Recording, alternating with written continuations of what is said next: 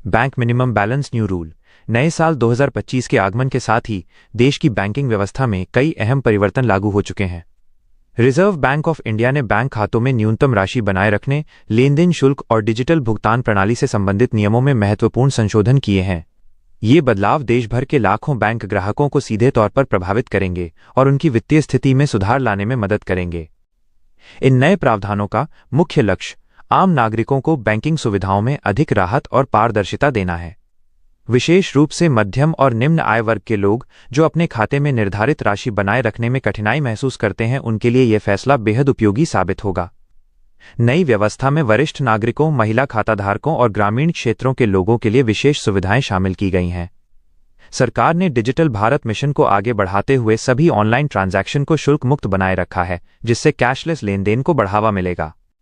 खाते में कितनी राशि रखना जरूरी। नई बैंकिंग व्यवस्था के तहत विभिन्न बैंकों ने अपने ग्राहकों के लिए न्यूनतम बैलेंस की सीमा में लचीलापन लाया है। अधिकांश बैंक अब 500 से 1000 रुपये के बीच औसत मासिक या त्रैमासिक बैलेंस की मांग कर रहे हैं। यह सीमा खाते की श्रेणी माइनस ग्रामीण, शहरी या महानगरीय के आधार पर भिन्न हो सकती है। ग्रामीण और अर्ध शहरी शाखाओं में यह राशि आमतौर पर कम होती है। सबसे महत्वपूर्ण बदलाव यह है कि अब त्रैमासिक औसत बैलेंस की गणना की जाएगी, न कि प्रतिदिन की। इसका मतलब है कि अगर किसी महीने आपके खाते में कम राशि रही और अगले महीने अधिक, तो 3 महीने का औसत देखा जाएगा। यह व्यवस्था उन लोगों के लिए राहत भरी है जिनकी आय अनियमित है, जैसे दिहाड़ी मजदूर, छोटे कारोबारी या मौसमी व्यवसाय से जुड़े लोग। पेनल्टी की राशि भी पहले की तुलना में काफी कम कर दी गई है। जीरो बैलेंस खातों पर मिलेगा ब्याज। बैंकिंग सुधारों में यह सबसे क्रांतिकारी कदम माना जा रहा है। अब जीरो बैलेंस बचत खातों में रखी गई राशि पर भी ब्याज मिलना शुरू हो गया है। प्रधानमंत्री जनधन योजना के तहत खोले गए करोड़ों खातों और बेसिक सेविंग अकाउंट धारकों को अब कम से कम 3.5% वार्षिक ब्याज दर का लाभ मिलेगा। यह प्रावधान वित्तीय समावेशन की दिशा में एक महत्वपूर्ण पहल है। पहले इन खातों में चाहे कितनी भी राशि जमा हो, कोई ब्याज नहीं मिलता था, लेकिन अब छोटी से छोटी जमा राशि पर भी ब्याज की गणना होगी। यह सुविधा विशेष रूप से गरीब परिवारों, महिलाओं, छात्रों और ग्रामीण क्षेत्रों के निवासियों के लिए फायदेमंद है। इस कदम से लोगों को अपनी बचत बढ़ाने का मौका मिलेगा और वे बैंकिंग प्रणाली से जुड़े रहने के लिए प्रोत्साहित होंगे। यह व्यवस्था वित्तीय साक्षरता को बढ़ावा देने में भी सहायक होगी। एटीएम से निकासी के नए प्रावधान। एटीएम लेनदेन के नियमों में भी ग्राहकों के हित में बदलाव किए गए हैं। महानगरों में रहने वाले खाताधारकों को हर महीने 5 मुफ्त एटीएम ट्रांजैक्शन की सुविधा मिलेगी, जबकि गैर महानगरीय शहरों और ग्रामीण इलाकों में यह सीमा 7 है। इन मुफ्त लेनदेन में नकद निकासी के साथ साथ बैलेंस पूछताछ भी शामिल है। यह सुविधा अपने और अन्य बैंकों के एटीएम दोनों पर लागू होगी।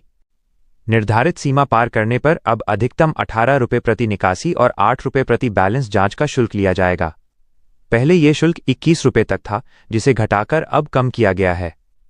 यह परिवर्तन उन ग्राहकों के लिए बहुत लाभदायक है जो बार बार छोटी छोटी राशि निकालते हैं। इंटरबैंक एटीएम यानी दूसरे बैंक के एटीएम इस्तेमाल करने पर भी यही दरें लागू होंगी, जिससे कहीं भी पैसे निकालने में सुविधा रहेगी।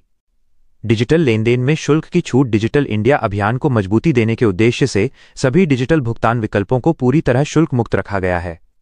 UPI, net banking, mobile banking और अन्य ऑनलाइन माध्यमों से होने वाले सभी ट्रांजैक्शन पर कोई चार्ज नहीं लगेगा। गूगल पे, फोन पे, पेटीएम, भीम या कोई भी यूपीआई एप्लीकेशन उपयोग करने पर पैसे भेजने या प्राप्त करने में कोई खर्च नहीं होगा।